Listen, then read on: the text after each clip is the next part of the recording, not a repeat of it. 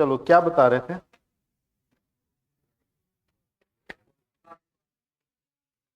कुछ खत्म हो गया था, नया चैप्टर पढ़ाना है? दिखाओ कॉपी, दिखाओ ना, कोई एक दिखाओ।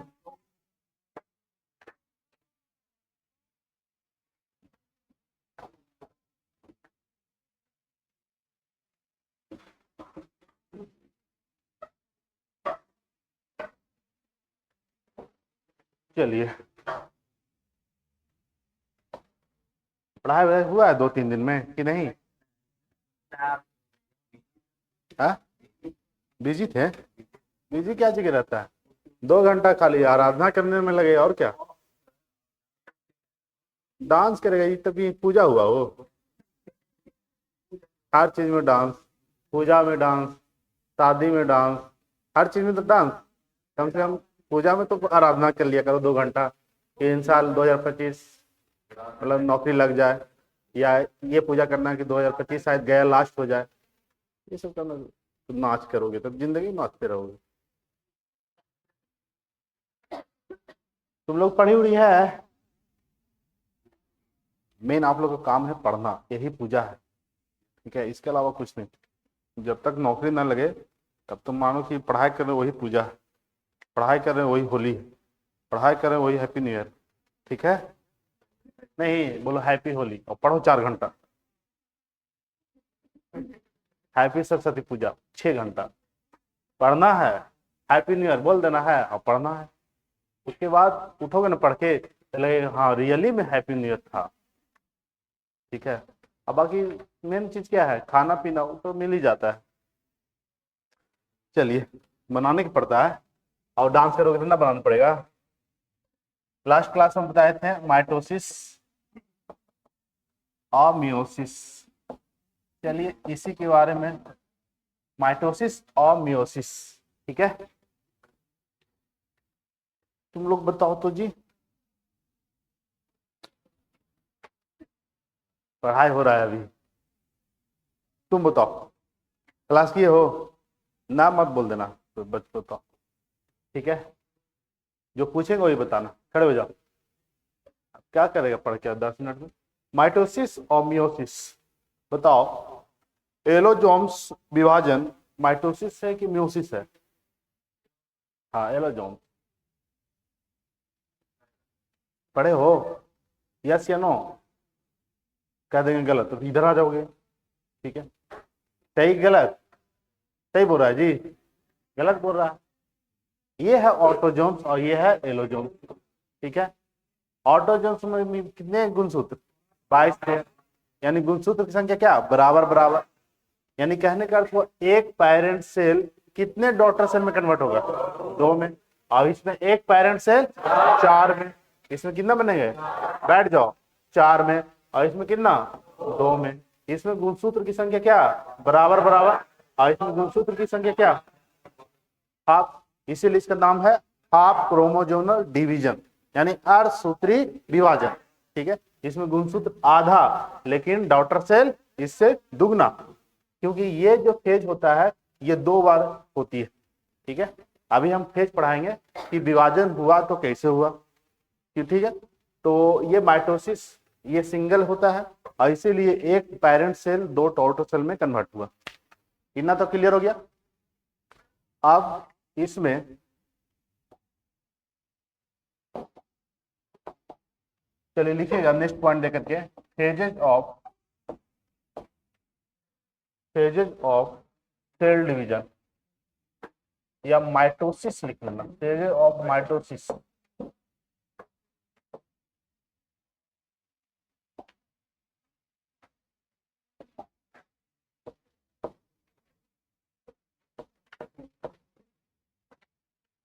समसूत्री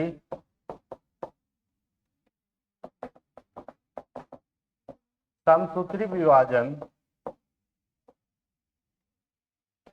समसूत्री विभाजन की अवस्था,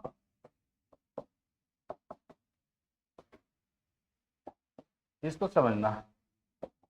ये तो पढ़ लिए कि समसूत्री विभाजन क्या होता है और अर्धसूत्री विभाजन क्या होता है और असूत्री विभाजन क्या होता है, ठीक है? समसूत्री विभाजन उसे बोलेंगे जिसमें एक पेरेंट सेल 2 डॉटर सेल में कन्वर्ट होता है, इसमें गुणसूत्र की संख्या क्या बराबर बराबर होता है, और ये एक ऑटोजोनल यानी क्या बाइस पेयर गुणसूत्र का विभाजन होता है। यहां समझना कि फेजेस ऑफ माइटोटिक डिवीजन क्या होता है। देखिए सबसे जैसे सेल डिवाइड होगा, एक सेल क्या होगा डिवाइड होगा, दो सेल में कन्वर्ट होगा, ठीक है। तो सबसे पहले हम बताए थे कि जब फेज स्टार्ट होता है तो न्यूक्लियस डिवाइड होगा, क्या होगा न्यूक्लियस, और न्यूक्लियस के और ये इसको हेल्प करता है डिवाइड करने में कौन सा सेंट्रोसोम। याद कीजिए कि कोशिका विभाजन में कौन मदद करता है सेंट्रोसोम। सेंट्रोसोम क्या करेगा पहले इंटरफेज लाएगा, इंटरफेज करने का अर्थ हुआ न्यूक्लियर को तोड़ने का काम करेगा, क्योंकि केंद्रक तभी भी विभाजन हो सकता है जब केंद्रक के चारों ओर झिल्ली ब्रेक डाउन करेगा, क्योंकि केंद्रक को प्रोटेक्शन कौन दे रहा है केंद्रक झिल्ली। याद आ रहा है कि केंद्रक के चारों ओर झिल्ली क्या पाई जाती है केंद्रक झिल्ली। केंद्रक झिल्ली तो केंद्र को प्रोटेक्ट करके रखा हुआ, उसका सुरक्षा प्रदान किया हुआ। तो सबसे पहले क्या होगा केंद्रक झिल्ली क्या होगी ब्रेक डाउन होगा, उसके बाद न्यूक्लियस क्या होगा, न्यूक्लियस के अंदर क्या क्या पाया जाता है डीएनए। डीएनए में कौन सा बताइए गुणसूत्र, क्या होता है गुणसूत्र, और गुणसूत्र हमेशा किस में रहता है जोड़ों में, क्या होगा जोड़ों में। तो गुणसूत्र डिवाइड होगा, गुणसूत्र क्या होगा डिवाइड होगा। तो क्या होता है फेज के फेज ये नहीं कि अचानक डिवाइड हो गया, ऐसा नहीं होता है। आप कोई चीज को ब्रेक डाउन करोगे तो सबसे पहले जैसे तोड़ोगे तो उसके बीच में क्या होगा आप देखिएगा ध्यान से, उसके बीच में मतलब खिंचाव पैदा होती है, क्या होता है स्ट्रेस पैदा होगा। पहले कोई चीज को तोड़ोगे तो क्या होगा स्ट्रेच, मान लीजिए रबड़ को तोड़ना, इसको खींचेगा तो क्या होगा स्ट्रेस होगा, अचानक नहीं टूटेगा। थोड़ा अगर टाइम इंटरवल को स्लो करके देखोगे तो सबसे पहले क्या होता है खिंचाव। तो इसी के तहत फेज का नाम रखा है कि इस फेज में डीएनए की अवस्था क्या है, अगले फेज में क्या अवस्था बनेगी। तो इसी तरह से आप माइटोसिस का अवस्था पढ़िएगा। तो सबसे पहले होता है इंटरफेज, जो आप लोग को उतना नहीं समझना। इंटरफेज सेल डिवीजन के पहले का पार्ट है, जिसमें क्या होता है आपका न्यूक्लियर जो होता है केंद्रक झिल्ली जो होती है वह ब्रेक डाउन की स्थिति में होता है। लेकिन सबसे पहला फेज आप लोग को एग्जाम में जो आता है या आपका सिलेबस में जो पढ़ना है, और पहला फेज पढ़ना है प्रोफेज। प्रोफेज ये नाम है तो आपको हिंदी में भी सेम रखना है प्रोफेज। ये प्रोफेज क्या है ये समझना। प्रोफेज में क्या होता है कि ये सेल है और सेल के अंदर क्या है न्यूक्लियस, सेल के अंदर न्यूक्लियस, और इसके चारों ओर कौन सा झिल्ली है केंद्रक झिल्ली यानी न्यूक्लियर मेम्ब्रेन, केंद्रक झिल्ली, ये केंद्रक झिल्ली।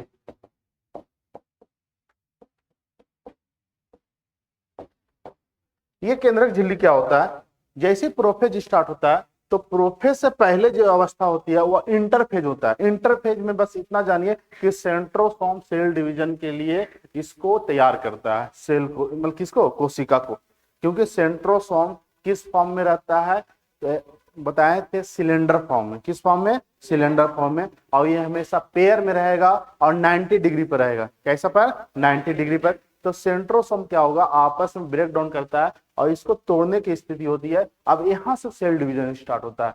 पहला अवस्था क्या होगा प्रोफेज। प्रोफेज में ये प्रोफेज जो होता है बहुत लंबा समय के लिए क्वेश्चन आ जाए कि कौन सा अवस्था जो है माइटोसिस का सबसे लंबा टाइम लेता है प्रोफेज। क्योंकि प्रोफेज होगा फिर लेट प्रोफेज होगा, तो इसके बीच में 5 अवस्था होती है।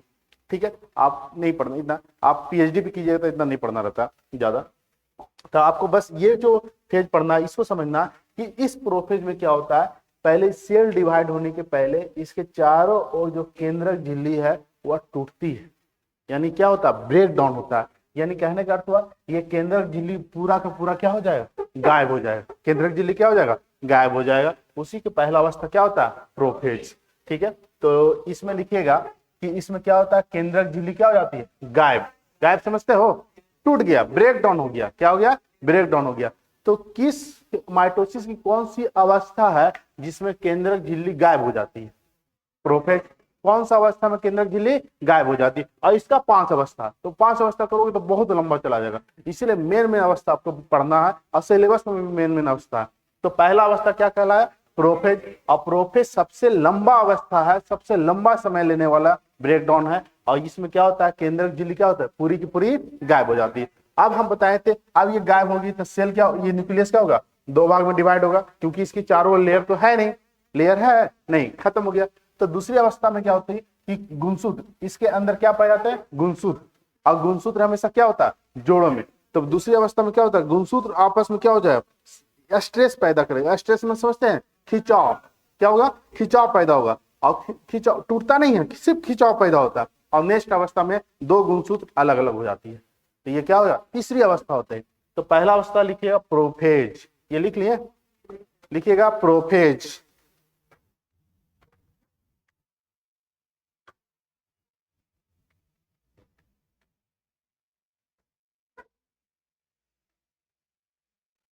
क्लास छोड़े नहीं हो जी, छोड़ेगे तो फिर दिक्कत हो जाएगा, नहीं समझ में आएगा कि क्या पढ़ा रहे हैं। कंटिन्यू करोगे।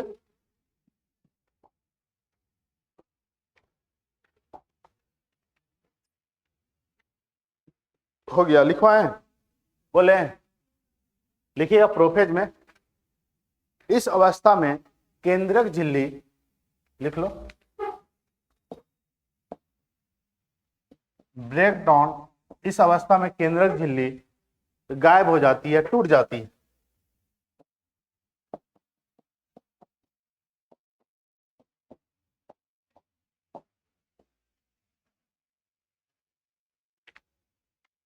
इस अवस्था में केंद्रक झिल्ली क्या हो गई, टूट गई, ब्रेक डाउन हो गया।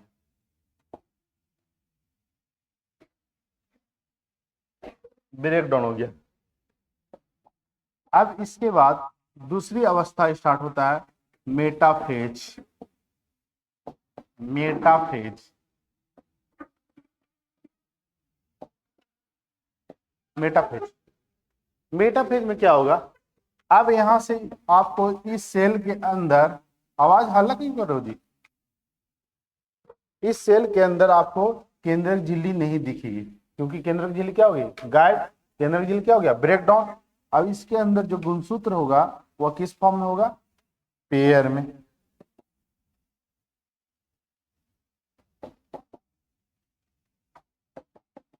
गुणसूत्र जो होता है इस तरह के पेयर में होता है, पेयर बना दिए, इस तरह से पेयर में होगा।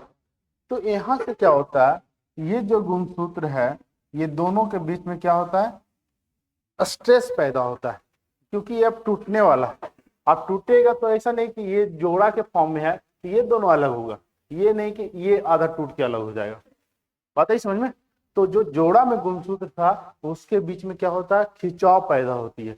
तो गुणसूत्रों का खिंचाव किस अवस्था में होता है, तो आपको मेटाफेज। गुणसूत्रों का खिंचाव किस अवस्था में, मेटाफेज। इसमें क्या गुणसूत्र अलग हुआ, गुणसूत्र अलग नहीं होता है, गुणसूत्रों के बीच में तनाव पैदा होती है। तो इसमें हम क्या कहेंगे, stress between, stress between chromosome. Chromosome को हिंदी में क्या बोलते हैं, गुणसूत्र। स्ट्रेस बिटवीन क्रोमोजोम्स, आप लोग हिंदी में लिखिएगा, लिखिए दूसरा पेज, मेटाफेज। दूसरा लिखिएगा, देखिए ये सब नाम है, प्रोफेज, मेटाफेज, ठीक है। मेटाफेज का मेटाफेज वो हिंदी मत, मध्य अवस्था, ये सब मत याद रखो। मेटाफेज ये सब नाम है, ठीक है, अवस्था का। इसको प्रोफेज, मेटाफेज,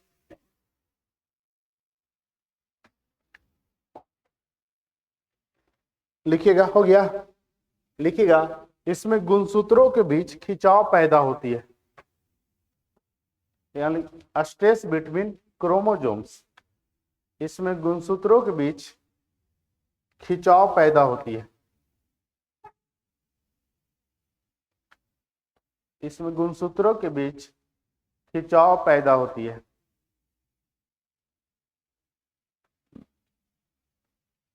ठीक है, क्या हुआ जी,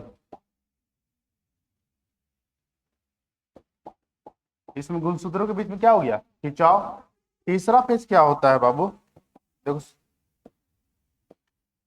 तीसरा फेज क्या होता है, एनाफेज। एनाफेज,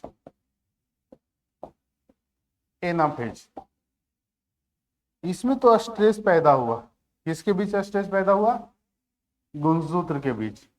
इसमें गुणसूत्र जो है बिल्कुल अलग अलग हो जाता है, इस तरह से अलग अलग, क्या हो गया, सेपरेट हो गया। इसको हम क्या बोले, सेपरेशन हो गया। तो गुणसूत्रों के बीच में सेपरेशन हो जाता है, यानी गुणसूत्र क्या होता है, जोड़ा में था, अब गुणसूत्र दोनों क्या हो गया, अलग अलग। अब अलग अलग हो गया तो ये फेज कौन सा हुआ, एनाफेज। तो एनाफेज में गुणसूत्र क्या होती है, अलग अलग हो जाती है। तो लिखिएगा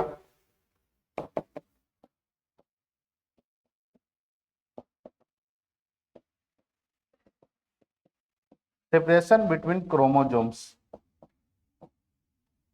देखिएगा इसमें गुण, इस अवस्था में गुणसूत्र अलग अलग हो जाते हैं।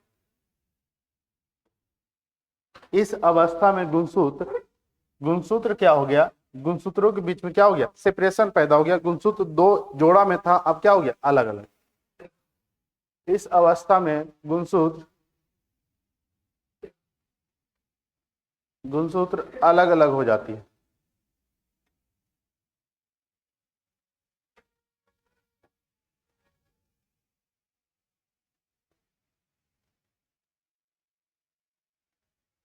गुणसूत्र क्या होता है, अलग अलग हो जाती है। हो गया यहां तक। पहला में क्या हुआ, केंद्रक झिल्ली गायब, प्रोफेज। केंद्रक झिल्ली क्या हो गया, गायब, वो अवस्था क्या हो गया, प्रोफेज। दूसरा में मेटाफेज में क्या हुआ, स्ट्रेस पैदा हुआ, तनाव पैदा हुआ, खिंचाव पैदा हुआ, किसके बीच, गुणसूत्र के बीच। और एनाफेज में क्या हुआ, अलग अलग, गुणसूत्र क्या था, जोड़ा में था, अब क्या हो गया, सिंगल, मतलब अलग हो गया। अब ये जो चौथा अवस्था होती है, ऐसे इसको विभाजन की दृष्टि से देखते हैं तो ये लास्ट अवस्था होती है, लेकिन लास्ट नहीं मानते हैं। लास्ट कब होता है, जब तक एक पेरेंट सेल दो डॉटर सेल ना बन जाए, एक पेरेंट सेल दो डॉटर सेल ना बन जाए, तब तक वह सेल डिवीजन नहीं कंप्लीट होता है। तो ऐसे अगर क्वेश्चन में आ जाए कि सबसे लास्ट अवस्था क्या हो जाए और आपको दो भागों में डिवाइड यानी कि साइटोकाइनेसिस ना दिया रहे, तो टेलोफेज को ही मानते हैं सबसे लास्ट अवस्था, क्योंकि इसमें गुणसूत्र बिल्कुल अलग हो गया। तो चौथा फेज जो होता है बाबू, वह होता है टेलोफेज। तो ये चौथा फेज लिखिएगा, टेलोफेज। ये अवस्था सीरियल याद रखिएगा, पहला क्या हो गया, प्रोफेज, मेटाफेज, एनाफेज, टेलोफेज, याद रहेगा, प्रोफेज, मेटाफेज,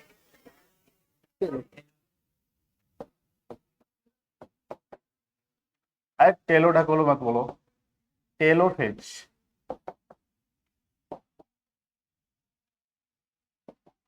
गुणसूत्र अलग हो गया तो सेल डिवीजन पूरा का पूरा क्या हो रहा, कंप्लीट होने के कगार पे चला गया। इस तरह से मतलब अब ये सेल जो था, एक पेरेंट सेल था, वह दो डॉटर सेल में बनने के लिए रेडी हो गया। टूटेगा ना, बीच में क्या होगा, एक एक सेल था, ये आपस में क्या हुआ, ब्रेक डाउन हुआ। ब्रेक डाउन क्या हुआ, आपस में इस तरह से टूटेगा, और जो इसके अंदर जो न्यूक्लियस था, इस तरह से ये भी तो एक्सपेंड होगा। इसमें क्या होता है बाबू, टेलोफेज में ये चीज याद रखना, जो केंद्रक झिल्ली गायब हुई थी, केंद्रक झिल्ली कब गायब हुई थी, प्रोफेज में। प्रोफेज में क्या हुई थी, केंद्रक झिल्ली गायब। इस अवस्था में क्या होता है, टूटने के साथ साथ केंद्रक झिल्ली बनने लगती है, क्योंकि केंद्रक झिल्ली तो चाहिए, केंद्रक बन रहा है तो केंद्रक झिल्ली रहेगा तब नहीं इसको प्रोटेक्ट करेगा। तो अगर क्वेश्चन आ जाए केंद्रक झिल्ली पुनः कब बनती है, टेलोफेज में। केंद्रक झिल्ली गायब कब हुई, प्रोफेज में। पुनः बनी कब, टेलोफेज में। तो इसमें क्या होता है, केंद्रक झिल्ली क्या होती है, बनने लगती है, यानी ब्रेक डाउन होने के साथ साथ मेन इसका फंक्शन है, केंद्रक झिल्ली क्या होता है, पुनः स्थापना हो जाता है। तो लिखिएगा नेक्स्ट पॉइंट में, इसमें टेलोफेज में, इसमें केंद्रक झिल्ली,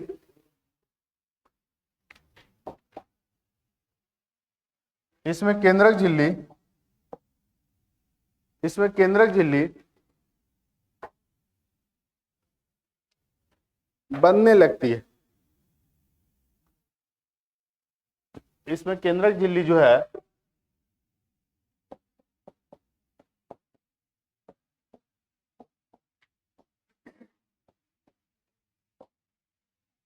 इसमें केंद्रक झिल्ली क्या हुई, बनने लगी। अब जो लास्ट फेज होता है, पांचवा फेज, ये कहलाता है सबसे लास्ट पॉइंट, इसको बोलते हैं साइटोकाइनेसिस। एक होता है cytokinin. Cytokinin is a hormone, plant hormone. Cytokinin क्या है, प्लांट हार्मोन है। यहां लिखे क्या, साइटोकाइनेसिस, SIS लग जाता है। साइटोकाइनेसिस।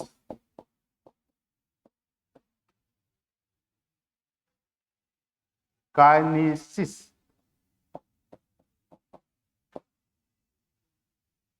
साइटोकाइनेसिस।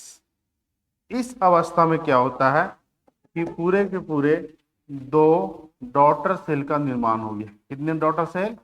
दो। एक पेरेंट सेल, दो डॉटर सेल का निर्माण कर दिया। यह है माइटोसिस की अवस्था। माइटोसिस मतलब समसूत्री विभाजन की अवस्था। समसूत्री विभाजन कितने अवस्था में कंप्लीट होता है? जनरली 5 अवस्था। कितने अवस्था में? 5 अवस्था। ये पांचों अवस्था आपको सीरियल में याद रखना। अब 2 पॉइंट इसमें और याद रखना कि सबसे लंबा अवस्था प्रोफेज होता है और सबसे शॉर्ट अवस्था साइटोकाइनेसिस होता है, क्योंकि ये डिवाइड होने में ज्यादा टाइम नहीं होता। तो सबसे लॉन्ग पीरियड कौन सी अवस्था रहा? प्रोफेज। और सबसे शॉर्ट अवस्था क्या रहा? साइटोकाइनेसिस। बहुत कम समय लेता है साइटोकाइनेसिस, क्योंकि इसमें ऑलरेडी सारा चीज अलग हो जाता है। क्रोमैटिन भी इसमें क्या हो जाता है? क्रोमैटिन समझते हो? क्रोमैटिन क्या है? क्रोमैटिन क्या है? केंद्रक के ठीक बीच में केंद्रिका है। केंद्रिका के चारों ओर जो रहता है क्या? थ्रेड, क्या थ्रेड लाइक धागे नुमा संरचना बताए थे, पर्पल कलर का न्यूक्लियोलस से निकला हुआ रहता है, पर्पल कलर का, उसी को हम क्या बोलते हैं? क्रोमैटिन। तो क्रोमैटिन भी जहां गुणसूत्र अलग हो रहा था, क्रोमैटिन भी तो अलग होगा, उसके अंदर न्यूक्लियोलस केंद्रिका दिखाई पड़ती है। दिखवाए थे कि केंद्रिका कब दिखाई पड़ेगी? कोशिका विभाजन के समय। यहाँ उतना जरूरी नहीं था लिखना, यहाँ बस ये याद रखना है, 5वां फेज याद रखना है कि इस फेज में एक मातृ पितृ कोशिका कितना? 2 पुत्री कोशिका का निर्माण करता। तो ये याद रखिएगा। टोटल कितने फेज हो गए? 5। पहला क्या? प्रोफेज। प्रोफेज में क्या हो गया? केंद्रक झिल्ली, बस यही याद रखना। प्रोफेज में क्या? केंद्रक झिल्ली अलग। मेटाफेज में किसके बीच? गुणसूत्रों के बीच में तनाव। और एनाफेज में गुणसूत्र अलग अलग। और इधर आ जाइए टेलोफेज। टेलोफेज में केंद्रक झिल्ली द्वारा बनने लगती है। 2 पॉइंट, केंद्रक झिल्ली खत्म कब हुई? प्रोफेज। बनी कब? और यहाँ लास्ट फेज में क्या होता है कि ये एक पेरेंट सेल कितना? 2 डॉटर सेल में कन्वर्ट हो गया। ये क्या अवस्था होगा? माइटोसिस का। किसकी अवस्था? माइटोसिस का। चलो आप लोग का थोड़ा सुन 3D दिखा दो। नहीं लिखे? लिख लियो टेलोफेज, लिखवा देते। साइटोकाइनेसिस नहीं लिखवाए हैं, बस देखो दिखा देंगे।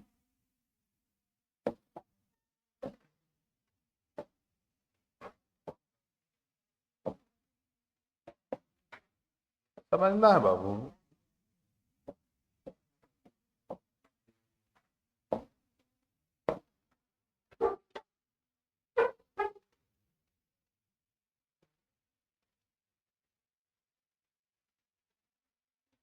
सही से आ जाओ। देखो यहां ज्यादा समझ में आएगा, ठीक है। इसमें देखो पहला फेज क्या हुआ? प्रोफेज। प्रोफेज में देखो केंद्रक झिल्ली दिखाई नहीं दे रही है। केंद्रक झिल्ली दिखाई, केंद्रक झिल्ली क्या हो गया? टूट गया। अब मेटाफेज में देखो यहाँ पर स्ट्रेस पैदा हुआ, दोनों के बीच में क्या हो रहा है? खिंचाव। अब एनाफेज में देखो दोनों मुंह फुला करके अलग अलग हो गया कि जा तू न खाए बता हम न खाए, तो दोनों क्या हो गया? अलग अलग। उसे क्या बोलेंगे? एना। एनाफेज क्या हो गया? एनाफेज। टेलोफेज में देखो केंद्रक झिल्ली क्या हो? द्वारा बनने लगी। केंद्रक झिल्ली क्या हो गया? द्वारा बन रहा है ना। अब केंद्रक झिल्ली जैसे द्वारा बनेगा, डीएनए क्या हो जाएगा? अति इसके अंदर गुणसूत्र क्या होगा? पेयर में आ जाएगा। किस में आ जाएगा? पेयर में। और एक पेरेंट सेल 2 डॉटर सेल में निर्माण हो गया। यही अवस्था क्या हुआ? साइटोकाइनेसिस। कौन सा अवस्था? तो याद रहेगा, prophase, metaphase, anaphase, telophase, cytokinesis. Clear? Prophase बताइए। मेटाफेज तनाव, ऐसे बोलो तनाव हो गया फिर। और उसके बाद एनाफेज अलग, एना में क्या? अलग। और टेलो वापस, केंद्रक झिल्ली वापस, और लास्ट में साइटोकाइनेसिस होगा। समझ में आ गया? तो इसमें लिखिए साइटोकाइनेसिस में लिख लीजिए, लिख लीजिए इसमें एक पेरेंट सेल 2 डॉटर सेल का निर्माण करता है, यानी 2 कोशिका विभाजन कंप्लीट हो जाता है। ये तो अपने लैंग्वेज में लिख सकते हो जी, एक एक चीज लिखवाते हो। लिखिएगा, एक मातृ पितृ कोशिका, एक मातृ पितृ कोशिका दो पुत्री कोशिका में, दो पुत्री कोशिका में बढ़ जाती है। आवाज नहीं, दो पुत्री कोशिका में बढ़ जाती है। ये बताइए, ये 2n हुआ, क्या हुआ 2n, एक पेरेंट सेल दो डॉटर सेल में, इसको बोलेंगे क्या 2n सेल डिवीजन। तो क्वेश्चन आएगा 2n सेल डिवीजन, 2n कोशिका विभाजन किसे कहते हैं, माइटोसिस को। किसे बोलेंगे, माइटोसिस को। यही चीज देखो यहाँ पे प्रोफेज लिखा हुआ, प्रोफेज के आगे कुछ लगा हुआ है नहीं, सिर्फ प्रोफेज।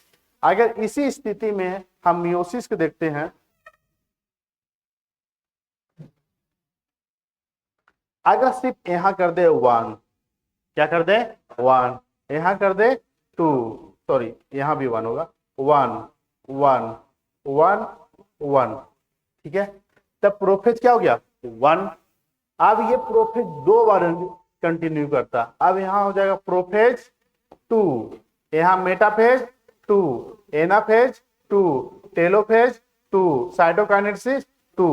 तो ये दोनों मिलकर के कहलाता है डाइकाइनेसिस। क्या कहलाएगा, डाइकाइनेसिस। बस इसको याद रखना, ये जो डिवीजन होगा वह मियोसिस होगा। क्या होगा, मियोसिस। तो इसमें एक पेरेंट सेल था, इसमें प्रोफेज कितना बार हुआ, 2। कहीं भी प्रोफेज 1 या प्रोफेज 2 पूछ लिया जाए कि प्रोफेज 1 कैसा विभाजन है या प्रोफेज 2 कैसा है, मियोसिस है, आर सूत्री विभाजन। कैसा विभाजन, आर सूत्री। इसमें देखिए 1 और 2 से क्लियर हो जाएगा, विभाजन वही है, नाम वही है, बशर्ते आपको देखना है कि एक पेरेंट सेल जब डिवाइड होता है, 2 यहां बनेगा और 2 यहां। कितने में डिवाइड होगा, 4 डॉटर सेल में। कितने में, 4 डॉटर सेल में। और 4 डॉटर सेल में होगा तो प्रोफेज 2 बार होता है, मेटाफेज 2 बार होता है, एनाफेज 2 बार होता है, और टेलोफेज भी 2 बार, और साइटोकाइनेसिस भी 2 बार। उसे बोल देंगे डाइकाइनेसिस। 4 बार हो जाएगा, 4 बना। एक जब डिवाइड हो रहा है कितने में, 2 में, तो यहां भी तो 2 बनेगा, तो 2 और 2 कितना बना, 4। तो जब एक पेरेंट सेल 4 डॉटर सेल का निर्माण होता है, उस कैसा विभाजन है, मियोसिस। मियोसिस में क्या, आर सूत्री विभाजन। इसमें गुणसूत्र, जब गुणसूत्र देखोगे तो गुणसूत्र की संख्या क्या हो जाती है, आधा। क्या हो जाएगी, आधा। तो लिख लो नेक्स्ट अवस्था। समझ में आया कि नहीं, लिखाना पड़ेगा। यहां तक क्लियर, इसमें तो कोई डाउट नहीं, नहीं, वेरी गुड। लिखिएगा नेक्स्ट में, फेजेस ऑफ मियोसिस, अर्धसूत्री विभाजन की अवस्था। इसमें फंक्शन नहीं लिखाएंगे, जो फंक्शन लिखे हो वही फंक्शन रहेगा, बशर्ते इसमें नाम आपको यह जानना है कि मियोसिस में क्या क्या होता है।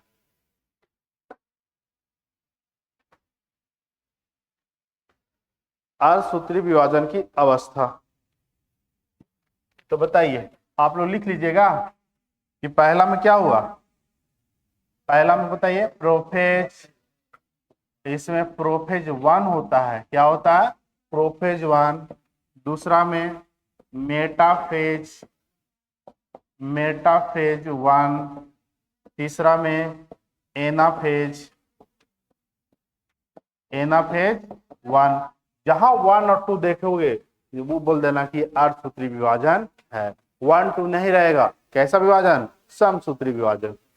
ठीक है। चौथा में टेलोफेज, क्या हो जाएगा, टेलोफेज 1। और पांचवा में साइटोकाइनेसिस, साइटोकाइनेसिस हिंदी में सेम ही लिखना है। साइटोकाइनेसिस क्या हो जाएगा, 1। यही जो होती है अवस्था दोबारा स्टार्ट हो जाती है, इसे बोलेंगे prophase 2, metaphase, metaphase 2, anaphase, anaphase 2, telophase, telophase 2, और साइटोकाइनेसिस, साइटोकाइनेसिस 2। ये अवस्था मियोसिस कहलाता है। और ये दो, जब साइटोकाइनेसिस 2 बार होता है इसी को बोलते हैं डायकाइनेसिस। Diakinesis, diakinesis. यही अवस्था 2 बार होती है, इसे बोलते हैं डायकाइनेसिस।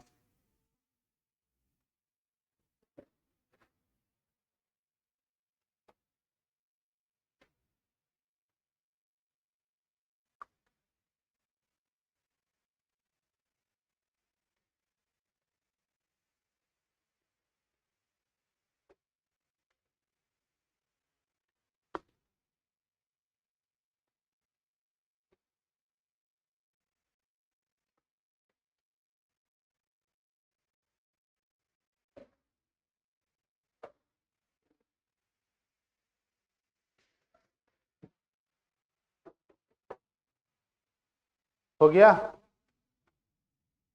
इसमें एक पेरेंट सेल कितने डॉटर सेल का निर्माण किया? 4। 2 यहां बनेगा बाबू और 2 यहां। ठीक है।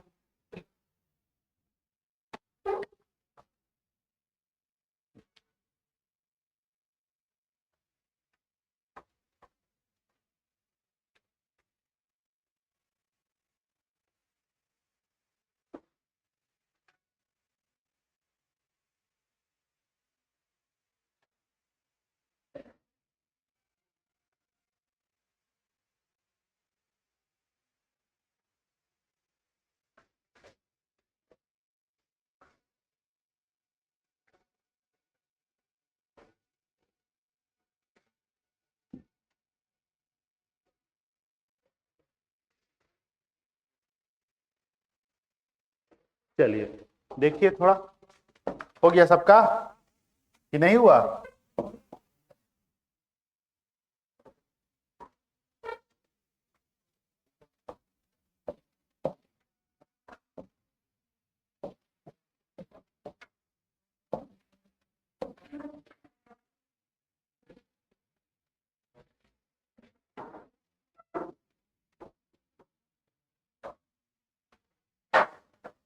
देखो यहाँ पे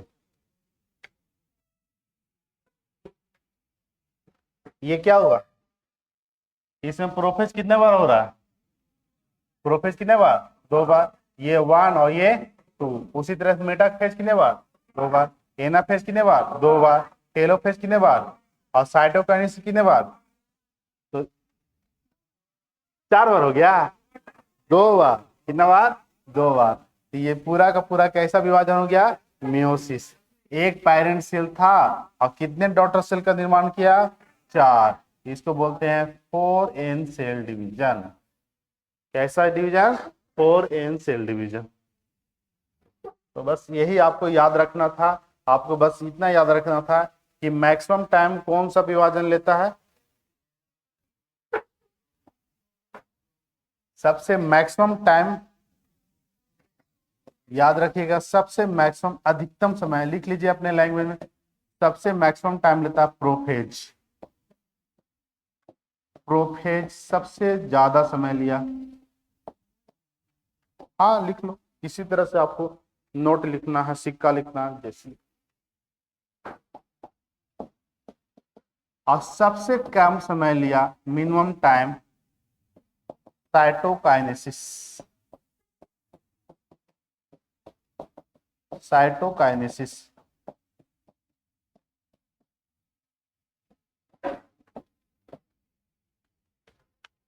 बस, ज्यादा कुछ नहीं जानना है। सबसे कोशिका विभाजन में सबसे ज्यादा समय लेने वाली अवस्था है प्रोफेज और सबसे कम साइटोकाइनेसिस।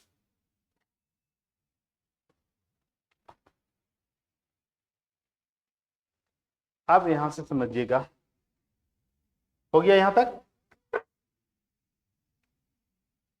अब सेल का कुछ पॉइंट आप जानिए, जो बताने जा रहे हैं उसको ध्यान से सुनिए क्योंकि ये पेपर में आता है। देखिए ये पढ़ना है, एनसीईआरटी में आपको पूरा डिटेल मतलब जो पढ़ा है पढ़ना है।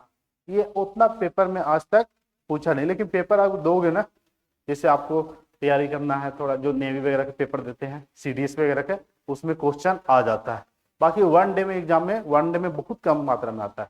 लेकिन जितना आपको पढ़ाएं सेल ऑर्गेनिल्स, सेल ऑर्गेनिल्स समझे, सबसे लास्ट पॉइंट क्या था सेल ऑर्गेनिल्स का, सेंट्रोसोम, वहां तक आपको पूरा का पूरा याद कर जाना।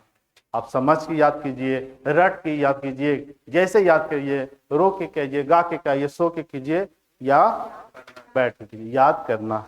ठीक है, क्वेश्चन टाइप हुआ है, हुआ है क्वेश्चन टाइप प्रकाश, हुआ है नहीं, कल हो जाएगा। ठीक है, कल देखते हैं, आज वो टाइम है ना, भी भूल चूक से क्वेश्चन भी टाइप नहीं हुआ। ठीक है, कहीं की कोचिंग बंद था तो ऑब्वियसली आज अभी खुला ही है, टेस्ट नहीं है, यहाँ क्वेश्चन आएगा, डिजिटल मोड में क्वेश्चन आएगा, किसी से खड़ा करवा के पूछेंगे, और एक भी क्वेश्चन बिना पढ़ाए, जितना पढ़ाए उसी में से पूछेंगे। एक दो क्वेश्चन टाइप हो गया होगा अलग तो उसके बारे में समझा देंगे। ठीक है, लेकिन लगभग 24-25 क्वेश्चन है, उसमें से किसी से पूछेंगे, कम से कम 20 प्लस आंसर आना चाहिए। नहीं आ रहा है तो खेल खेल शुरुआत करना पड़ेगा। खत्म कैसे हो जाएगा, खत्म कैसे, खेल यहाँ से शुरू होना है, खत्म अभी खत्म हो जाएगा, अभी तो स्टार्ट हुआ है। हाँ, क्या चीज साहब, सिर्फ जितना पढ़ाए हैं सेल से रहेगा, किससे रहेगा, सेल, सेल के अलावा कोई भी चैप्टर इसमें नहीं डाला हुआ। आप दो पॉइंट आप जानिए, एक होता है डिप्लॉयड,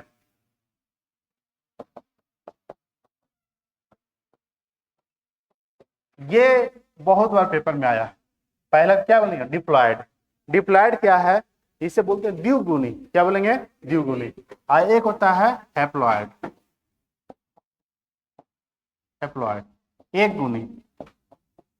देखिए, ये आज के बाद गलती नहीं कीजिएगा इस सब क्वेश्चन में, क्योंकि बहुत आसान है, आप ना जानते हुए ये क्वेश्चन टफ में चला जाता है, पेपर में आ जाएगा क्या है डिप्लॉयड सेल, हैप्लॉयड सेल क्या है, तो क्वेश्चन अगर नहीं समझ पाइएगा, लेकिन नहीं इसके बारे में अध्ययन किए हैं, क्योंकि अध्ययन किया हुआ क्वेश्चन आप ऑप्शन से ही छाट दीजिएगा, आंसर याद रहे अथवा ना रहे। क्वेश्चन तो लगता है कि नहीं ये 3 ना होगा, ठीक है, और नहीं पढ़ा हुआ है, क्वेश्चन कुछ भी रहे और ऑप्शन याद रहे, अरे इसको जानते हैं, बाबर तो बहुत बार पढ़े हैं, बाबरे होगा। ठीक है, यानी अगर आपको क्वेश्चन ना समझ में आ रहा है, आंसर ऑप्शन समझ में आ रहा है, तो आंसर क्या होगा, जो जान रहे वही ना मारिएगा, क्वेश्चन कुछ भी रहे। ठीक है, कोई मतलब है सही हो जाएगा, नहीं सही हो जाता है। वाह, देखिए डिप्लॉयड सेल क्या होता है, इसमें गुणसूत्र की संख्या 23 पेयर होती है, कितने पेयर, 23। जहां 23 जोड़े की बात आई उसे हम बोलेंगे डिप्लॉयड, क्या बोलेंगे, डिप्लॉयड, द्विगुणी। कितने जोड़े गुणसूत्र, 23 जोड़े, कितने जोड़े, 23। और जहां सिर्फ 23 गुणसूत्र की बात आई, क्रोमोसोम्स, यहाँ कितने गुणसूत्र है, 23 गुणसूत्र, और यहाँ कितना है, 23 जोड़ा, कितना जोड़ा, 23। तो जहां 23 जोड़ा की चर्चा है उसे हम बोलेंगे क्या, द्विगुणी। जहां 23 गुणसूत्र की चर्चा है उसे बोलेंगे एक गुणी। दोनों 23 है रहेगा, और क्वेश्चन ऐसा आता है 23 गुणसूत्र हैप्लॉयड है कि डिप्लॉयड है, हैप्लॉयड, 23 जोड़े डिप्लॉयड। आप बताइए, ये स्पर्म सेल है, स्पर्म सेल कैसा सेल होता है, गैमेट सेल, जनन कोशिका। स्पर्म सेल डिप्लॉयड है कि हैप्लॉयड है, क्या है, डिप्लॉयड, क्या है, देखो तुम लोग पढ़ते नहीं हो, देखो यहां समझो, ये स्पर्म सेल है, कैसा सेल है, स्पर्म, और ये क्या है, ओवा, ओवा मतलब ओवम, ओवा बोलो, ओवम बोलो, जिसे अंडाणु कोशिका बोलते हैं, इसको क्या बोलेंगे, अंडाणु। मतलब इसका गोल नहीं होता है, इसका गोल होता है, इसका स्ट्रक्चर जो है प्लेजमा जैसा इस तरह से होता है, लेकिन हम बोलिए ये स्पर्म सेल है। ठीक है, स्ट्रक्चर नहीं बनाते नहीं तो बोले सर गोले रहता है दोनों। ये है क्या, शुक्राणु, और ये है अंडाणु। ठीक है, शुक्राणु, ये पूरा डिटेल में रिप्रोडक्शन में पढ़ाएंगे। शुक्राणु अंडाणु जब मिलता है तो यहाँ से फर्टिलाइजेशन होता है और बनता क्या है, जायगोट, क्या बनेगा, जायगोट, युग्मक, क्या बनेगा, युग्मक। अब ये जो ये जायगोट बनता है, ठीक है, तो यहाँ ये जो स्पर्म सेल है इसमें गुणसूत्र कितना, 23, ओनली 23, 23 जोड़ा नहीं, कितना 23, इसमें गुणसूत्र कितना 23, इसमें गुणसूत्र कितना 23, 23 यहाँ आया, 23 यहाँ आया, इसमें गुणसूत्र कितना 46, यानी 23 जोड़ा क्या आया। आप बताइए स्पर्म सेल हैप्लॉइड है कि डिप्लॉइड। अब ये क्या हो गया हैप्लॉइड, ये क्या हो गया, ये क्या हो गया हैप्लॉइड। लेकिन ये जो बाबू बन रहा है क्या हो गया, क्या हो गया, समझ में आया। तो जो जाइगोट होता है वह क्या है डिप्लॉइड सेल है, और जो स्पर्म और ओवा होता है वह क्या है डिप्लॉइड। इसमें गुणसूत्र कितना होते हैं 23, इसमें गुणसूत्र कितना 23, लेकिन इसमें गुणसूत्र कितना 23 जोड़ा, 23 यहाँ से आया, 23 यहाँ से आया, टोटल गुणसूत्र कितने हो गए हैं 46। तो जाइगोट जो है युग्मनज जो है वह कैसा सेल है डिप्लॉइड है, और शुक्राणु अंडाणु कैसा है डिप्लॉइड। समझ में आया, ठीक है। तो डिप्लॉइड मतलब कितने जोड़े गुणसूत्र 23 जोड़े, कितने जोड़े हैप्लॉइड कितने जोड़े ओनली 23, क्या हाँ तो 46 तो संख्या नहीं बोलेगा, जोड़ा मतलब क्या। अभी हम बोले क्या तुम जोड़े में हो कि अकेले हो, हा? चलो ये लिख लेना पॉइंट देकर के, ये सबसे महत्वपूर्ण है डिप्लॉइड और हैप्लॉइड। डिप्लॉइड मतलब क्या 23 जोड़ा, हैप्लॉइड मतलब क्या 23।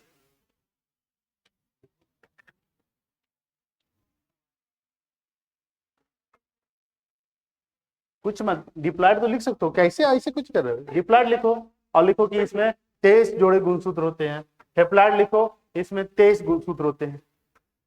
अब ये भी बोल के लिखवाए तो साफ साफ है, ये तो एग्जाम्पल समझाए हैं, इसको लिख लोगे तो अति सुंदर, ना लिखोगे तो अति अति अति सुंदर, है ना। नहीं लिखोगे तो समझ जाओगे, समझ गया बहुत ज्यादा।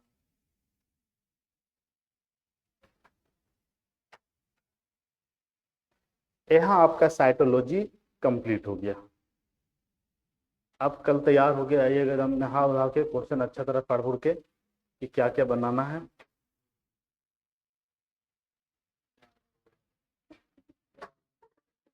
क्या हो रहा है ना विला तो ना इसमें क्या चैप्टर तो मुश्किल से 15 से 20 मिनट पूछेंगे, अब क्या पूरा 1 घंटा थोड़ी चलेगा, बाकी 40 मिनट पढ़ाएंगे।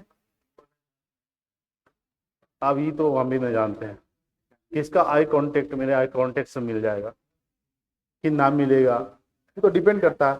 देखते हो प्लेटफॉर्म पर टीटी रहता है, उठा लेता है आई कांटेक्ट से, ये लड़का बॉडी लैंग्वेज ढंग मंगा रहा है, लगता है टीटी ने टिकट ना लिया है, पकड़ा जाता है।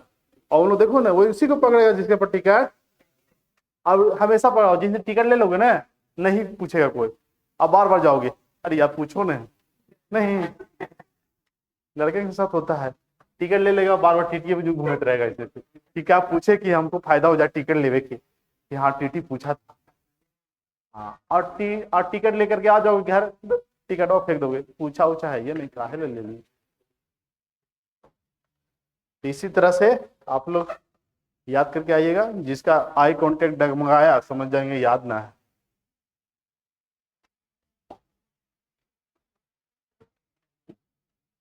इस एग्जाम्पल को समझ जाइएगा, स्पर्म और ओवा जब बनता है तो क्या मिलेगा, दोनों फर्टिलाइजेशन, ये फेज होता है कि स्पर्म ओवा किस तरह से अवस्था होता है, पहला फर्टिलाइजेशन फिर इम्प्लांटेशन, तो उस सब रिप्रोडक्शन में पढ़ना। बस स्पर्म कैसा सेल है हैप्लॉइड, इसमें गुणसूत्र कितना 23, ओवा क्या है हैप्लॉइड, गुणसूत्र कितना 23, लेकिन एक जाइगोट क्या है 23 जोड़ा डिप्लॉइड है।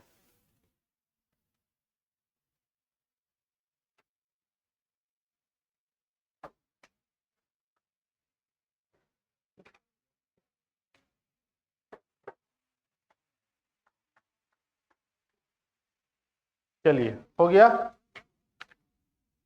नए चैप्टर पढ़ाया जाए कि कुछ पूछा जाए, नए चैप्टर स्टार्ट कर दें।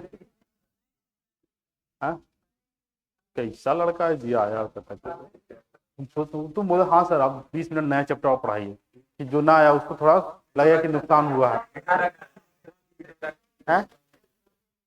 नुकसान क्या होगा? नया चैप्टर 10 मिनट में आपको समझाया जाएगा कि क्या क्या पढ़ना है। देखिए हम क्या पढ़ रहे हैं अभी, बताइए आप लोग क्या पढ़ रहे हैं अभी? क्या पढ़ रहे हैं? सेल। ये बोटनी का पार्ट है कि जूलॉजी का? क्या पढ़ रहे हैं? जूलॉजी। जूलॉजी में क्या पढ़ते हैं? अपने बारे में, अपने बॉडी के बारे में, अपने शरीर के बारे में। तो क्या पढ़े? सबसे पहले सेल, सबसे बेस, फिर धीरे धीरे सिस्टम पढ़ेंगे। सिस्टम समझते हो? तंत्र, वैसा तंत्र जो अंगों का फॉर्मेशन करे। जैसे में आपका नर्वस सिस्टम, ठीक है, सर्कुलेटरी सिस्टम, कार्डियक, ये सब सर्कुलेटरी सिस्टम में आता है।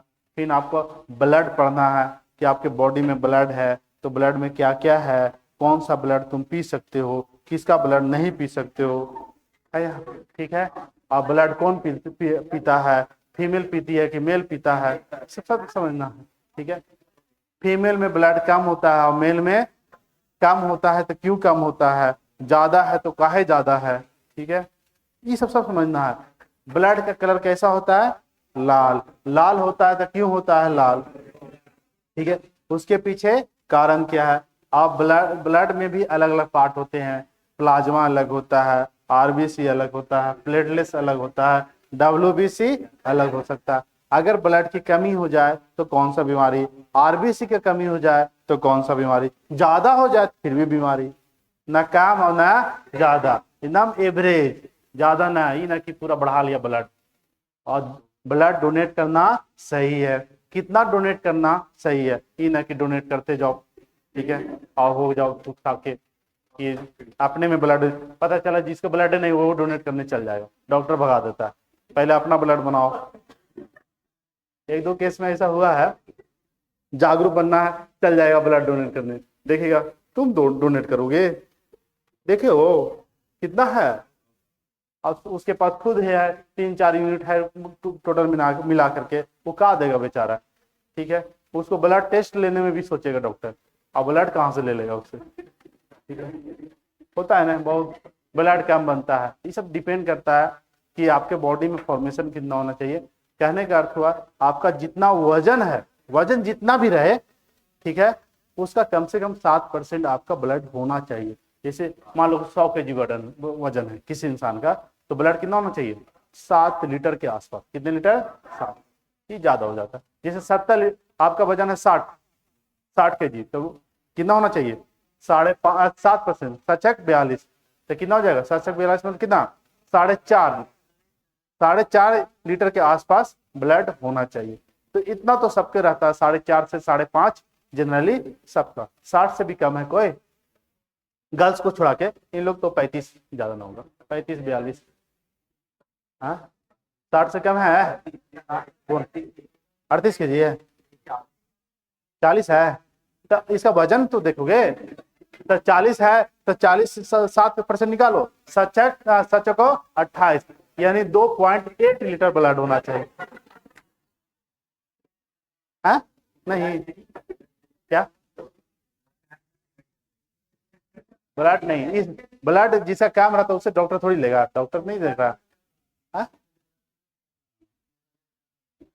डोनेट देखो कि कौन कौन कर सकता है, देखो तंदुरुस्त लड़कन किधर है, उधर बैठो, देखो ये सब 2 यूनिट दे देगा, कुछ नहीं होगा, 2-2 यूनिट दान कर सकता है। यार तुम लोग मत करो, तुम इन लोग, तुम लोग को दूध पीना है, अनार खाना है, तब करना, ठीक है। तो ये सब चीजें पढ़ना है।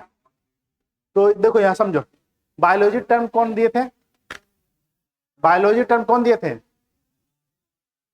L and T, Lamarck and Travis. कौन दिए थे? लैमार्क। और हम लोग पढ़ रहे हैं जूलॉजी। क्या पढ़ रहे हैं? जूलॉजी। ये समझो कि बायो को 2 भाग में डिवाइड करते हैं, ठीक है। एक क्या है? अरे पूरा लिख देंगे, इतना तो आपको समझ में आ रहा है, ठीक है। जूलॉजी, और एक क्या होता है? बॉटनी। देखो समझो, बायोलॉजी को हिंदी में क्या बोलते हैं? जीव विज्ञान। जूलॉजी को बोले क्या? जंतु विज्ञान।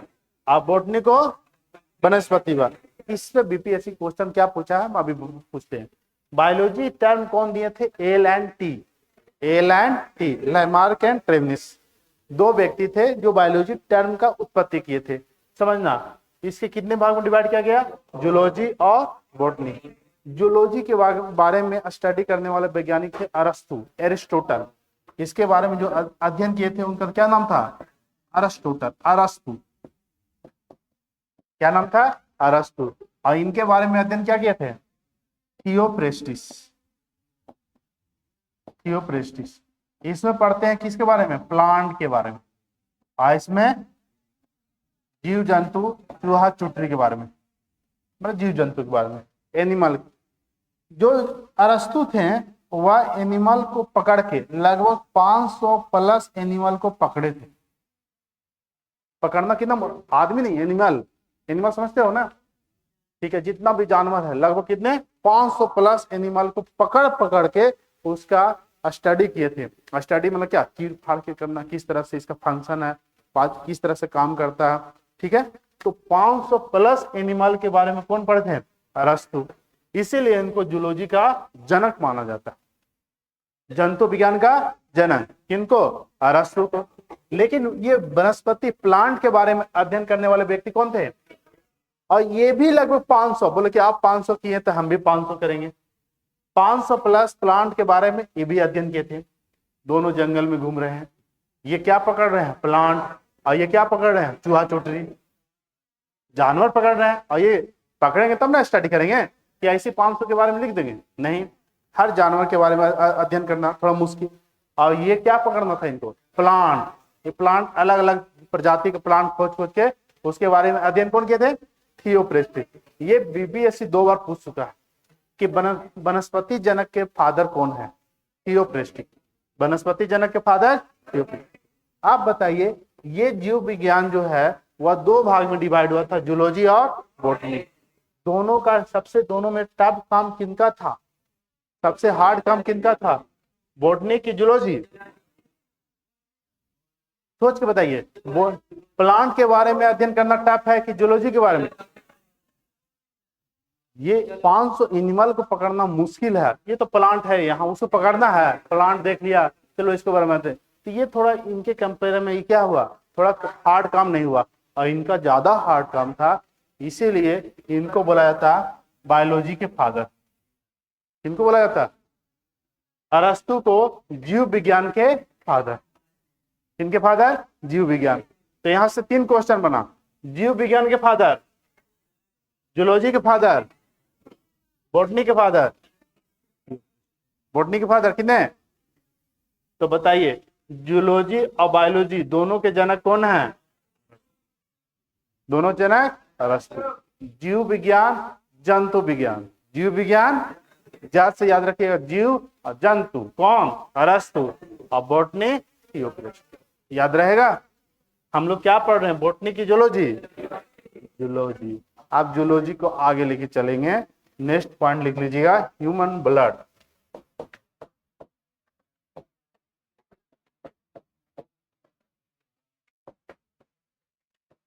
मानव रक्त।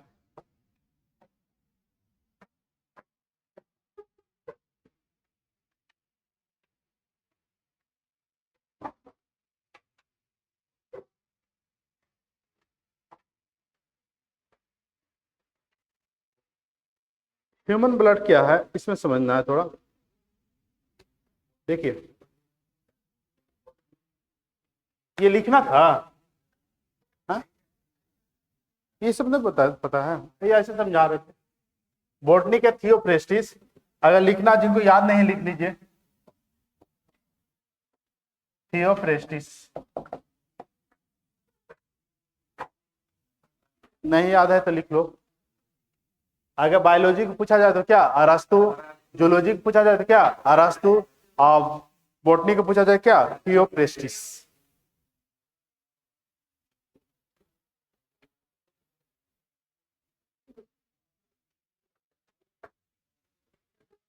हो गया।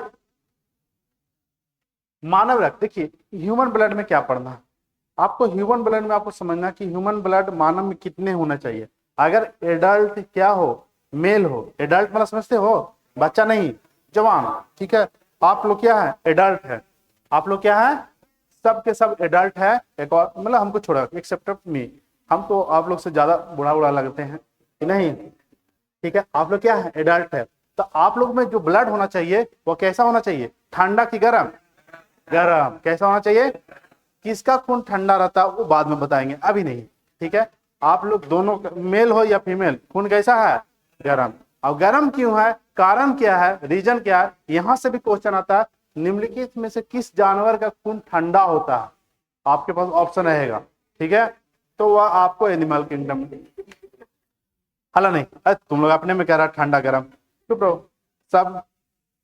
यहां देखिएगा, ये मानव रक्त में यानी ब्लड के बारे में अध्ययन करना हिमेटोलॉजी कहलाता है। हिमेटो कैसा लॉजी, हिमेटोलॉजी, यानी रक्त के बारे में अध्ययन करना क्या कहलाएगा, हिमेटोलॉजी। तो पहला पॉइंट आप लिखिएगा, लिखिएगा मानव रक्त के बारे में अध्ययन करना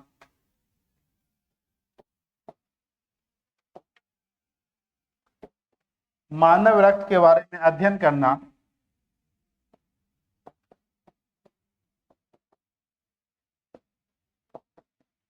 मानव रक्त के बारे में अध्ययन करना हेमेटोलॉजी कहलाता है। To study about blood is called haematology.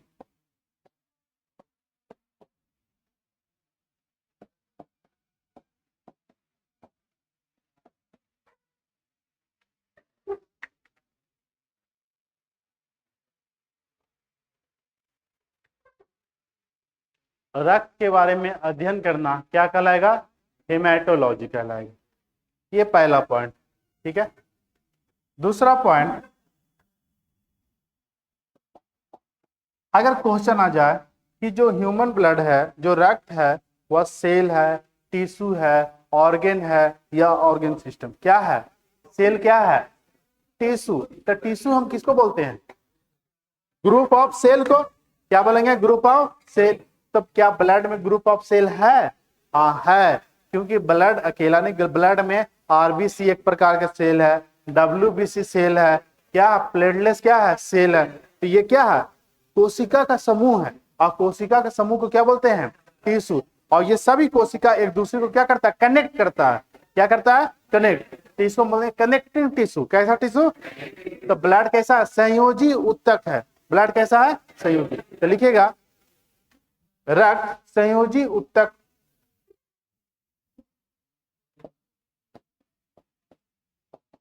Blood is connecting tissue, blood is connective tissue, रक्त संयोजी उत्तक है।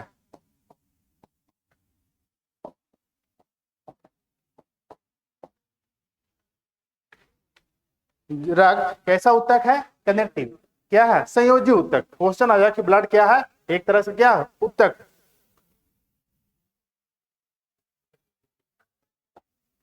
अगर डीपली क्वेश्चन आ जाए, मान लो, तो हम तो यहाँ पर बता दिए कि ब्लड क्या है, एक तरह के टिश्यू है, और टिश्यू से ही बनता है क्या है, ऑर्गन।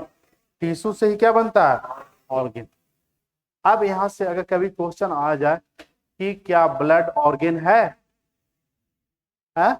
क्वेश्चन आ जाए कि ब्लड किस प्रकार के ऊतक है, तब तो आप बता दीजिए क्या, संयोजी।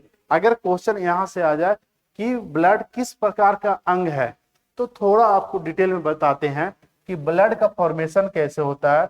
जब आप एम्ब्रियो थे, एम्ब्रियो समझते हैं, जाइगोट से एम्ब्रियो बनता, उसके बाद फेटिस बनता है, शिशु बनता है।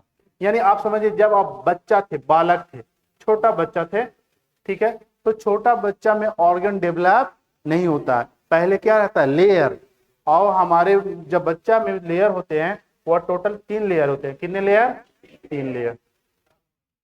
इस तीनों लेयर को समझना, थोड़ा सा डिटेल कर रहे हैं बाबू, थोड़ा समझिएगा। यहां तक तो कनेक्टिंग टिश्यू बता दीजिएगा।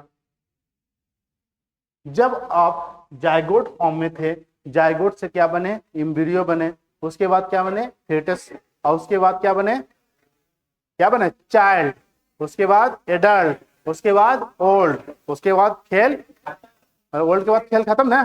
ठीक है, अभी हम लोग क्या है, एडल्ट है। एडल्ट के बाद एक अवस्था और बच रहा है, ठीक है, ओल्ड बच रहा है। बस एक ही अवस्था के लिए जी रहे हैं। आप देखिए ये तीनों लेयर जो होती है, ये तीनों लेयर ऑर्गन बनने से पहले की खेल है। पहले क्या बनता है, 3 परत बनता है, और तीनों परत को आपको याद रखना है कौन सा किस चीज का निर्माण करता है।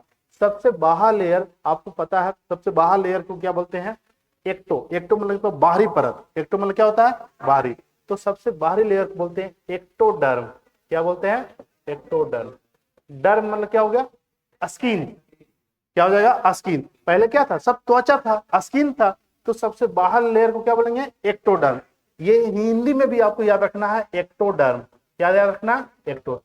जो सबसे बीच वाला लेयर होता है उसे बोलेंगे मीजोडर्म। क्या बोलेंगे, मीजोडर्म। Mesoderm, mesoderm.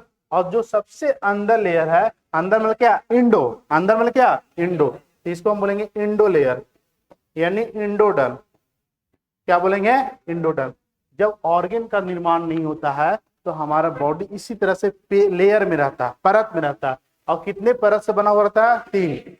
बोलिए, सबसे अंदर वाला इंडोडर्म, मीजोडर्म, एक्टोडर्म। हिंदी में भी याद रखना, इंडोडर्म, इंडोडर्म। इसको क्या बोलेंगे, इसको क्या बोलेंगे, मीजोडर्म।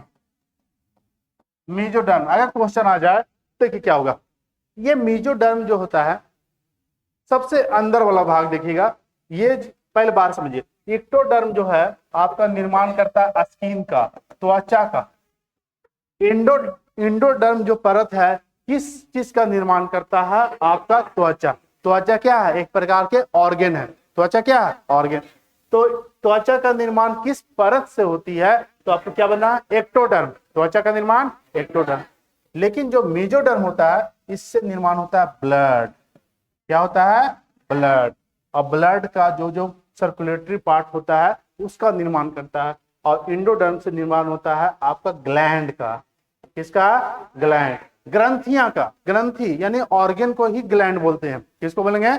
लेकिन सभी अंग को ग्रंथि नहीं बोल सकते हैं, कुछ कुछ ग्रंथि को हम ऑर्गन, जैसे कह सकते हैं आपका जो ऑर्गन है, सभी ऑर्गन को ग्रंथि नहीं बोलते हैं, लेकिन सभी ग्रंथि ऑर्गन है। सभी ग्रंथि क्या है, अंग है। सभी अंग ग्रंथि कभी नहीं होगा। ग्रंथि को हम उसी ग्रंथि अंग को ग्रंथि बोलेंगे जो हार्मोन बनाता है, समझिएगा। उसी अंग को हम ग्रंथि बोलेंगे जो क्या बनाता है, हार्मोन, जूस, एंजाइम। ये 3 चीज याद रखिए आप, हार्मोन, जूस, एंजाइम। वैसा अंग जो हार्मोन बनाता हो, जूस बनाता हो, एंजाइम बनाता हो, उस ऑर्गन को क्या बोलेंगे, ग्रंथि। क्या सभी अंग ऐसा है, नहीं। तो यहां से स्टेटमेंट, 2 स्टेटमेंट याद रखिएगा। क्या सभी अंग ग्रंथि है, नहीं। सभी ग्रंथि अंग है, हाँ। सभी ग्रंथि को अंग बोल सकते हैं, लेकिन सभी अंग को ग्रंथि नहीं। तो ग्रंथियां का निर्माण होता है, यहां से थाइमस ग्लैंड का नाम सुने होंगे, सुने हैं, थायराइड ग्लैंड का नाम सुने होंगे। तो ये सब जो कहां से निर्माण होता है, एंडोडर्म से। यानी आपका लीवर का हो, अंग का निर्माण हो, लीवर हो, ग्लैंड हो, या लंग्स हो। लंग्स मतलब क्या, फेफड़ा। ये सब जितना अंग का निर्माण हो रहा है ये किस लेयर से हो रहा है, एंडोडर्म। किस लेयर से, एंडोडर्म। और ये मेजोडर्म ऑर्गन से किसका निर्माण होता है, ब्लड। किसका, ब्लड। और एक्टोडर्म से किसका, स्किन। देखिए, ऑर्गन बनने से कितने लेयर थे, 3। एक्टो, मेजो और इंडो। ब्लड किससे बन रहा है, तो ब्लड को मेजोडर्मल ऑर्गन कहा जाता है। कैसा ऑर्गन, मेजोडर्मल। अगर पूछा जाए कि क्या ब्लड ऑर्गन है, हाँ है। इसका उत्पत्ति कहां से हुआ, मेजोडर्मल से हुआ। लेकिन अगर पूछा जाए क्या ऊतक है, हाँ है, क्योंकि ये सेल को कनेक्ट करने का काम कर रहा है, ग्रुप ऑफ सेल को क्या, जोड़ने का काम कर रहा है। इसीलिए ब्लड को हम संयोजी ऊतक भी बोलते हैं। कैसा होता है, संयोजी ऊतक। और ब्लड को हम मेजोडर्मल ऑर्गन भी कहते हैं, क्योंकि मेजोडर्मल ऑर्गन से ही ब्लड का उत्पत्ति होती है। ब्लड बनता कहाँ है, बोन मैरो, अस्थि मज्जा। कहां बनेगा, अस्थि मज्जा। ये चीज आपको कल समझना है। पहले लास्ट पॉइंट लिख लीजिए, इसको बना लीजिएगा। समझ में आया जी, इसको बना लीजिए। 3 लेयर है,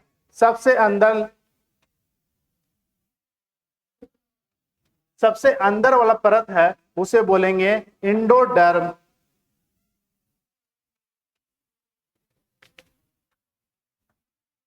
ये लेयर आपको तीनों याद रखना है, क्वेश्चन कभी आ जाए स्किन का उत्पत्ति कौन सा लेयर कौन सा परत से हुआ है तो आपको बोलना है एक्टोडर्म।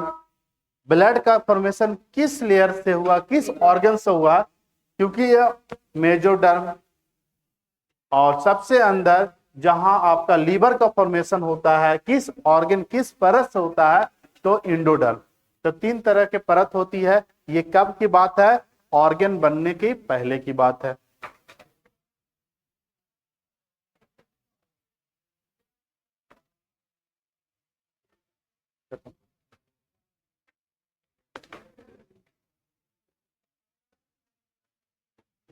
लास्ट पॉइंट लिख करके छोड़ दीजिएगा कि blood is a mesodermal organ.